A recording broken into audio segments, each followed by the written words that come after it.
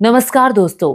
Multi talented Zubin की मौत के इतने दिन बाद भी आसाम रो रहा है। लोगों को यकीन नहीं हो रहा कि 52 साल की उम्र में जुबिन उन्हें छोड़कर चले गए। लोगों को यकीन नहीं हो रहा कि जुबिन ऐसे कैसे चले गए। मौत को लेकर कई सारी बातें इस वक्त आसाम के लोगों के बीच में चल रही हैं। कुछ लोगों को लगता है कि यह हादसा है और कुछ लोगों को लगता है ये साजिश है। अब परिवार की तरफ से भी आसाम सीआईडी में शिकायत की गई है, जिसके बारे में मैं आपको पूरी डिटेल बताने वाली हूँ। और उसी के साथ ही हम हिंदी पट्टी के जो लोग हैं और जो दुनिया के लोग हैं, वो जुबिंदा के बारे में जानना चाहते हैं। उन्हें अब जाकर के पता चल रहा है कि हमारे ही देश में एक व्यक्ति ऐसा है जिसके लिए इतनी दीवानगी थी, जिसके लिए लोग आंखें बिछा के, पलकें बिछा के इंतजार किया करते थे, जो हर घर का सदस्य बन गया था, जो हर दिल की धड़कन बन गया था। कैसे एक व्यक्ति दिल की धड़कन बन गया, कैसे एक व्यक्ति दिलों पर राज कर रहा था। मुंबई का एक कोई भी एक नाम ऐसा बता दीजिए, जो मैंने अपने पिछले वीडियो में भी उठाया था और बहुत लोगों ने मुझे मैसेजेस करके, और जो मैंने ये वीडियो बनाया था इसको लेकर बहुत सराहा भी। लोगों ने कहा, मुझे जुबिन के बारे में बताया, तो मैं जुबिन को और समझ पाई। पहले मैंने अपनी रिसर्च की थी, फिर लोगों ने जो मुझे बताया, मैं वही सब आपके साथ शेयर करने वाली हूँ कि कैसे जुबिन हर दिल की धड़कन बन गए। और अब जो ताज़ा अपडेट है वो ये कि जुबिन की मौत को लेकर परिवार ने आसाम सीआईडी में शिकायत की है। मैं आपको बता दूं कि जो जुबिन की पत्नी है करीमा, उनकी जो बहन है, उन्होंने शिकायत की है। बहन पामी बारथकुर और चाचा ने मिलकर असम सीआईडी को एक ईमेल भेजा है, और उस ईमेल में परिवार ने ये कहा है कि गंभीर लापरवाही बरती गई जुबिन के मामले में। जुबिन जब सिंगापुर में थे तब जुबिन को लेकर के गंभीर लापरवाही बरती गई, तो परिवार ने शिकायत की है। और खास तौर से परिवार ने इस एफआईआर में जुबिन के मैनेजर सिद्धार्थ शर्मा और साथ ही साथ सिद्धार्थ शर्मा के साथ ही साथ शिकायत में खास तौर से श्यामकानू महंता का नाम लिया है, और मैनेजर सिद्धार्थ शर्मा का नाम, बल्कि इनका नाम नामजद किया गया है। इनको लेकर शिकायत दर्ज कराई गई है। और मैं आपको बता दूं, परिवार का ये कहना है कि ये सामान्य घटना नहीं है। ये परिवार कह रहा है कि ये कोई सामान्य घटना नहीं है, इसमें घोर लापरवाही बरती गई है और संभावना षड्यंत्र की भी हो सकती है। हो सकता है कि जुबिन के खिलाफ कोई षड्यंत्र रचा गया हो। तो बड़ा सवाल ये है कि अगर ये षड्यंत्र था तो ये षड्यंत्र किसने रचा। कल मेरी आसाम में ही किसी से बात हो रही थी, और वो एक आम नागरिक हैं, मेरे दोस्त हैं। मुझे अचानक से ध्यान आया कि अच्छा, मैं असम में उनको जानती हूँ, उन्हें उनसे मुझे पूछना चाहिए। तो मैं बात कर रही थी, तो उनका ये कहना था कि असम में ये एक आम भावना है। लोगों को लग रहा है कि जुबिन के मामले में लापरवाही बरती गई है, और इसीलिए लोगों की भावनाओं का ख्याल करते हुए जो सीआईडी है वो जांच कर रही है जुबिन के मामले को लेकर के। और जो सरकार है आसाम की, उसकी तरफ से ये कहा गया है कि किसी भी प्रकार की लापरवाही नहीं बरती जाएगी। और हालांकि मैं आपको ये बता दूं, ये जो व्यक्ति है श्यामकानू महंता, ये व्यक्ति आप कह सकते हैं कि एक रसूखदार फैमिली से आता है। श्यामकानू महंत के बारे में जानकारी ये है कि ये पूर्व डीजीपी भास्कर ज्योति महंत के छोटे भाई हैं, जो वर्तमान में आसाम राज्य सूचना आयोग के मुख्य सूचना आयुक्त हैं। उनके बड़े भाई जो नानी गोपाल महंत हैं, वो गुवाहाटी विश्वविद्यालय के कुलपति बनने से पहले जो सीएम हेमंत बिस्वा शर्मा हैं, उनके शिक्षा सलाहकार भी थे। अब सीआईडी की तरफ से जो छानबीन चल रही है, उसमें ये बताया गया है कि कुछ दस्तावेज भी मिले हैं श्यामकानू महंता के यहाँ पर जो छापेमारी हुई थी। कई सारी कागजात मिले हैं, कई सारे पैन कार्ड्स मिले हैं। इसके अलावा विभिन्न कंपनियों और सरकारी अधिकारियों की लगभग 30 स्टैम्प भी मिली हैं। 30 स्टैम्प ये वहाँ क्या कर रही थी, कई सारी बेनामी संपत्तियों के कागजात, दस्तावेज मिले हैं, जिससे हेराफेरी की आशंका के तरफ जो इशारा करता है। यही है, सीआईडी की तरफ से कहा जा रहा है कि पूरी पारदर्शिता बरती जाएगी इस पूरे मामले के इन्वेस्टिगेशन में, और गंभीरता से इस पूरे मामले को लिया जाएगा। और परिवार ने शिकायत भी कर दी है, ये भी सीआईडी ने इस बात की पुष्टि कर दी है। अब इन्वेस्टिगेशन चल रही है, इन्वेस्टिगेशन के बाद पता चल पाएगा कि आखिर क्या हुआ। देखिए, जुबिन की मौत का जो गम है वो अपनी जगह है, लेकिन जुबिन की मौत को लेकर बहुत सारे गंभीर सवाल उठ रहे हैं। अब आप सभी जानते हैं कि सिंगापुर जुबिंदा गए थे नॉर्थ ईस्ट सम्मेलन में हिस्सा लेने के लिए, वहाँ उनको गाना था। और जुबिंदा को लेकर के जो उनके कुछ साथी हैं वो यॉट पर गए। यॉट पर जब वो गए तो ये वीडियो भी सामने आया जिसमें जुबिंदा को बाकायदा ये जैकेट पहनाई जा रही है। ये लाइफ जैकेट है जो पहनाई जा रही है। जुबिंदा तैराकी के लिए पानी में उतरे थे, तब उन्होंने लाइफ जैकेट पहनी हुई थी। यही बात उनके लिए घातक साबित हुई, क्योंकि दूसरी बार उन्होंने लाइफ जैकेट नहीं पहनी थी, वो उतार दी थी और उस समय का वो वीडियो सामने नहीं आया। पहली बार जो वीडियो था वो सामने आया जब जुबिंदा ने लाइफ जैकेट पहनी हुई थी। जब दूसरी बार जुबिंदा पानी में उतरे, और बताया जा रहा है कि जब वो पानी में उतरे दूसरी बार, तो वो पानी में उतरने के बाद बेहोश हो गए और डूबने से उनकी मौत हो गई। अब बड़ा सवाल ये खड़ा होता है कि अगर वो समंदर में उन्होंने जब तैरने के लिए जंप किया होगा, तो क्या वहाँ मौजूद लोगों ने नहीं बोला कि आप लाइफ जैकेट पहनिए? क्या वहाँ मौजूद लोगों ने या जो वहाँ उनके साथ के लोग थे, उन्होंने ये प्रेशराइज़ नहीं किया कि जुबिंदा नहीं, ये समंदर है, आप पानी में उतर रहे हैं, आप लाइफ जैकेट पहनिए? जब पहली बार उन्होंने पहनी थी, तो वो दूसरी बार भी पहन सकते थे। और मैं आपको बता दूँ कि क्या उस वक़्त का वीडियो जानबूझकर नहीं बनाया गया?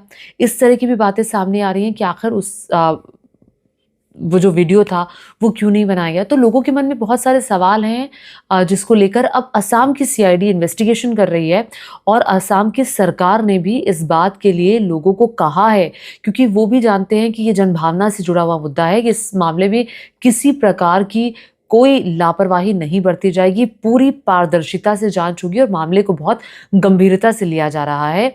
और इसकी इन्वेस्टिगेशन जो है वो पुरजोर तरीके से और एक एक चीज को बारीकी से देखकर सीआईडी कर रही है। अब देखिए, सीआईडी इन्वेस्टिगेशन कर रही है और उसके बाद इन्वेस्टिगेशन में क्या निकलता है वो देखने वाली बात होगी। हालांकि हर गली हर नुक्कड़ पर असम में जुबिंदा की मौत को लेकर चर्चा हो रही है कि कैसे वो सिंगापुर गए, बिल्कुल ठीक ठाक थे, डूबने से कैसे मौत हो गई, पानी में जाकर के कैसे वो बेहोश हो गए।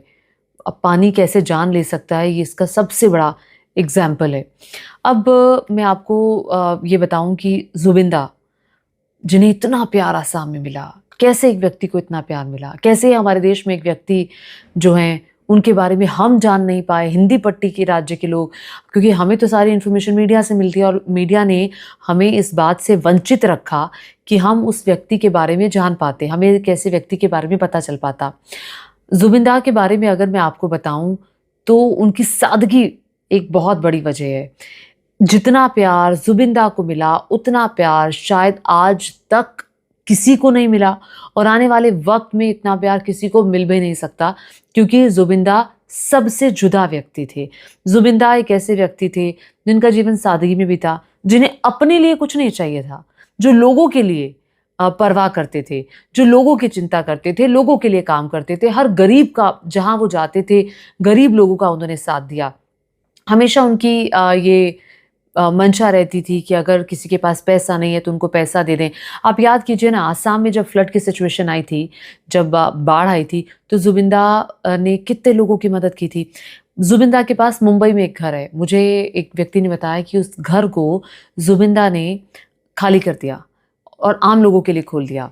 और जो लोग अपने इलाज के लिए मुंबई जाते थे, कोई कैंसर पेशेंट्स मुंबई जाते थे इलाज के लिए, तो उनके लिए, ताकि वो मुंबई जा रहे हैं, उनको कोई दिक्कत कहीं रहने की ना हो, तो जुबिंदा के घर में वो लोग रहा करते थे। ऐसे थे जुबिंदा। और कहीं पर भी किसी के साथ नुक्कड़ पे बैठ करके कुछ भी खा लेना और किसी से बात कर लेना, लोगों की मदद करना। लोग मतलब उनके दरवाजे लोगों के लिए हमेशा ओपन रहते थे, खुले रहते थे। कहा जाता है कि अब जब जुबिंदा की मौत हुई तो उसके बाद पता चल रहा है कि जुबिंदा के अकाउंट में ज़्यादा पैसे थे ही नहीं। मुझे किसी ने ये बताया कि जुबिंदा जब यहाँ से गए थे तो उन्होंने अपने दोस्तों को कहा कि यार मुझे डाइनिंग लेना है, डाइनिंग टेबल लेना है, जब मैं वापस आऊँगा तो तुम लोग देख कर रखना, नीचे बैठ के खाना खाना पड़ता है, तो एक डाइनिंग टेबल घर के लिए लेना है। तो मैं ये सोच रही थी, इतने बड़े बड़े कॉन्सर्ट जुबिंदा ने किए, इतना कुछ उन्होंने अपने लिए हासिल कर सकते थे वो सेल्फ सेंटर्ड रह करके, जैसे मुंबई के बड़े बड़े लोग करते हैं। आलिशान घर है, आलिशान सुविधाएं हैं उनके पास, नौकर चाकर इधर उधर घूमते हैं। लेकिन जुबिंदा के पास तो ये सब नहीं था। ये वो व्यक्ति थे जो लोगों के लिए जीते थे, ये वो व्यक्ति थे जो अपने लिए नहीं जीता था ये व्यक्ति। और मुंबई में अपना घर उन्होंने खोला। बाढ़ के समय वो खुद रिलीफ कैंप में जाते थे। कहा यह जाता है कि जुबिन दास 70% जो अपनी इनकम थी वो दान कर देते थे। मुझे नहीं लगता कि वो 30% भी रखते होंगे। जुबिंदा मुझे मेरे दोस्त ने ही बताया जो आसाम से थे। एक व्यक्ति ने मुझे मैसेज करके बताया कि मैम जुबिंदा के लिए इतना प्यार था कि जब वो कॉन्सर्ट के लिए आते थे और अगर उन्होंने कह दिया कि उनको नींद आ रही है, अगर वो स्टेज पे सो गए तो लोग शांति से इंतज़ार करते थे उनके उठने का। जुबिंदा को लेकर के बहुत सारी कहानियाँ हैं, लोगों के अपने जुड़ाव हैं। एक व्यक्ति ने मुझे एक व्यूअर ने मुझे ये भी बताया कि जुबिंदा की जब मौत हुई, जब वो हम सबको छोड़कर चले गए, तो उनके घर में 2 दिन तक खाना नहीं बना। उनकी माँ बहुत रोईं, बहुत रोईं और गुवाहाटी से बहुत दूर होने के बावजूद भी वो गए जुबिंदा के को श्रद्धांजलि देने के लिए। माँ ने कहा वो जाना चाहती है, लेकिन माँ को नहीं जाने दिया। माँ की तबीयत नासाज थी। तो हर घर में मातम था, हर घर रो रहा था, हर आँख नम थी। बताइए ज़रा, मुंबई का एक ऐसा आर्टिस्ट, मुंबई का ऐसा कलाकार। अच्छा, आप जुबिंदा को सिर्फ सिंगर मत समझिए। जुबिंदा म्यूजिक कंपोजर भी थे, एक्टर भी थे, मतलब वो क्या नहीं थे। वो मल्टी टैलेंटेड व्यक्ति, जो सदियों में ऐसा व्यक्ति आता है, सदियों में। और ऐसा फेयरवेल जुबिंदा का हुआ कि दुनिया देखती रह गई। दुनिया को लगा माइकल जैक्सन के बाद इतनी दीवानगी किसी कलाकार के लिए हो सकती है। जुबिंदा ने आसाम के कल्चर को जिंदा रखने का काम किया और दुनिया तक पहुंचाने का काम किया। आसाम के कल्चर को बढ़ाने का काम किया, हमेशा फैलाने का काम किया। ये व्यक्ति निडर था। ये बड़े बड़े जो आपको फिल्मी सितारे बॉलीवुड के दिखाई देते हैं, ये वैसा व्यक्ति नहीं था। आम लोगों के लिए जहां आवाज उठानी होती थी, ये व्यक्ति उस आवाज को उठाने का काम करता था। कौन ऐसा बॉलीवुड का सितारा आपको नजर आता है जो आम लोगों की आवाज उठाता हो? सीए का जब मसला था तब जुबिंदा ने आवाज उठाई। मुद्दा कोई भी हो, जुबिंदा ने आवाज उठाई। अपनी गायकी के जरिए उन्होंने उन मुद्दों को भी उठाया और उनकी गायकी में ऐसा मंत्र मुग्ध कर देने वाला मेलोडियस उनकी वॉइस थी कि लोग उसमें डूब जाते थे और हर जनरेशन के लोगों को उनसे जुड़ाव महसूस होता था। मुझे चूँकि बहुत सारे लोगों ने मुझे जुबिंदा के बारे में बहुत कुछ बताया और मैंने वो पॉइंट्स नोट भी किए। एक ऐसा फ़नकार जो शायद इस बात को जानता था कि मुझसे, इस बात का गर्व था, इस बात का गुमान था उन्हें कि मुझसे आसाम के लोग प्यार करते हैं। एक बार एक बॉलीवुड के कलाकार को उन्होंने कहा था कि जब तुम जाओगे तो कोई नहीं होगा, जब मैं जाऊँगा इस दुनिया से तो पूरा आसाम होगा। पूरा आसाम खड़ा था, लाखों की संख्या में। 15 लाख से ज़्यादा लोग उन्हें फेयरवेल देने के लिए आए। भारत के जो सबसे अमीर व्यक्ति हैं गौतम अडानी, अपने बेटे जीत के साथ उनके परिवार से मिलने के लिए पहुंचे, श्रद्धांजलि देने के लिए पहुंचे। ज्योतिरादित्य सिंधिया पहुंचे। प्रधानमंत्री नरेंद्र मोदी ने तो अपने शो मन की बात में जिक्र किया जुबिंदा का। सुनिए। कुछ दिनों पहले एक दुखद समय भी आया है। जुबिन गर्ग जी के असामयिक निधन से लोग शोक में हैं। जुबिन गर्ग एक मशहूर गायक थे जिन्होंने देश भर में अपनी पहचान बनाई। असम की संस्कृति से उनका बहुत गहरा लगाव था। तो प्रधानमंत्री ने तारीफ की। कोई नेता पक्ष का हो, विपक्ष का हो, सभी पहुंचे। गौरव गोगोई को ही हमने देखा था जब वो पहले दिन ही पहुंचे थे परिवार से मिलने के लिए, फिर उनके अंतिम संस्कार के वक्त पहुंचे। खुद हेमंता बिस्वा शर्मा पहुंचे और जो किरेन रिजिजू थे वो भी पहुंचे। तो लोग जानते हैं कि जुबिंदा के बारे में बहुत लोगों ने बाद में हिंदी पट्टी के लोगों ने जानना चाहा कि जुबिंदा ये कौन थे जिनकी आखिरी फेयरवेल में इतने सारे लोग पहुंच गए। हार्ट बीट थे वो आसाम की, लोगों के दिलों की धड़कन थे, हर घर की आवाज़ थे। किसी के पिता थे, किसी के भाई थे, हर व्यक्ति का किसी के साथ दोस्ताना संबंध था। हर व्यक्ति के साथ, आसाम के हर व्यक्ति के साथ उनका जुड़ाव था, हर व्यक्ति के साथ। और जुबिंदा होना आसान नहीं है। जुबिंदा होने के लिए जुबिंदा होना ज़रूरी है। और एक ऐसा व्यक्ति भी जो हमारे बीच में नहीं है, 52 साल की उम्र में वो चले गए, एक व्यक्ति उनके बाद ऐसा मुझे नज़र नहीं आता, अगर आपको नज़र आता है तो नीचे कमेंट करके ज़रूर बताएगा। मेगा स्टार, लेजेंड, आसाम के दिल की धड़कन, और साथ ही साथ वॉइस ऑफ आर जनरेशन तो मैं नहीं कहूँगी, क्योंकि वो हर जनरेशन की आवाज़ हो गए थे, और यूनिटी के सिंबल थे वो। लोगों को जोड़ने का काम किया, कभी तोड़ने का काम नहीं किया। भले ही हर पार्टी के लिए उन्होंने, पार्टी के कांग्रेस बीजेपी के लिए गीत गाया हो, लेकिन किसी पार्टी के साथ एसोसिएटेड नहीं रहे। जहां बोलना है, जिस पार्टी के खिलाफ बोलना है, निडर होकर वो लोगों की आवाज़ उठाते थे। किसी बात से कोई डर उनको नहीं लगता था, कोई उनको क्या कहेगा क्या नहीं कहेगा।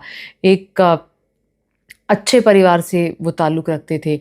बहुत चाहते तो बहुत पैसा कमा करके अपने आलीशान घर में शान शौकत के साथ, कई सारे नौकरों के साथ अपने आव भगत वो कराते, और मज़े की ज़िंदगी जैसे बॉलीवुड के बड़े बड़े कलाकार जी रहे हैं उनकी तरह रहते। लेकिन नहीं, उन्होंने वो रास्ता नहीं चुना, क्योंकि वो ऐसे थे ही नहीं। वो आम लोगों के लिए थे, वो आम लोगों से जुड़ाव महसूस करते थे। अगर उनको ये सब चाहिए होता तो वो मुंबई की शान शौकत में रहते। उन्होंने कहा नहीं, मुंबई के लोगों के बीच मैं नहीं रह सकता, वो इतना एटीट्यूड थ्रो करते हैं, वो जिस गुमान में रहते हैं, मैं उस मिजाज का व्यक्ति ही नहीं हूँ। मुझे तो अपनों के बीच जाना है, और मैं वहाँ क्यों रहूँ। बॉलीवुड में उनके गाने इतने चलने लग गए थे। याली गाना ही एक गाना नहीं है, उसके अलावा ना जाने कितने गाने उन्होंने बॉलीवुड के लिए गाए, और वो चाहते तो बॉलीवुड में रहकर वहाँ के राजा बन सकते थे, और राजा तो वो थे ही, राजा तो वो थे ही, इसमें कोई दो राय नहीं है। लेकिन वो रास्ता उन्होंने अपने लिए नहीं चुना। उनका रास्ता बिल्कुल अलग था, और उनका वो रास्ता था जिसके लिए वो साफ तौर पर ये कहते थे कि मैं असम के लोगों की ही आवाज़ हूँ, मैं असम के लोगों के बीच में रहकर उनके वेलफेयर के लिए काम करूँगा। और आप जानते हैं कि मायाविनी रातेर बुकुर जो है वो एक प्रार्थना बन चुका है, क्योंकि जुबिंदा ने कहा था जब मैं जाऊं तो यही जो गाना है वो बजना चाहिए, और ये बजा भी, हर घर में बजा, हर घर में बजा। और अब लोग उसको बिल्कुल गाने की तरह ले रहे हैं। असम के लोगों में अभी भी जुबिंदा को लेकर के, देखिए 10 दिन हो चुके हैं, इसके बावजूद भी जुबिंदा के जाने का दर्द लोग महसूस कर रहे हैं। जुबिंदा के जाने का दर्द गया नहीं है। ऐसा नहीं कि 4 दिन उनके मौत पर, उनके जाने पर लोगों ने दुख व्यक्त किया और उसके बाद सब अपने कामों पर लग गए। अभी भी, और एक और बात, मुझे लोगों ने बताया कि जुबिंदा के जाने पर दुकानें अपने आप बंद हो गई। किसी ने कोई बंद का आह्वान नहीं किया, अपने आप। ये लोगों का प्यार था। इसीलिए कहा जाता है कि वो हर दिल की आवाज़ थे, आसाम के लोगों की धड़कन थे। और ऐसा व्यक्ति, यकीन मानिए, सदियों में आता है, शताब्दियों में मुझे लगता आता है। माइकल जैक्सन के बाद जुबिंदा, और उसके बाद कौन? एक भी व्यक्ति मुझे नज़र नहीं आता जिनके जुलूस में आखिरी वक्त में इतने लोग आए हों, इतने लोगों का प्यार उन्हें मिला हो। और जुबिंदा ऐसे थे जिन्होंने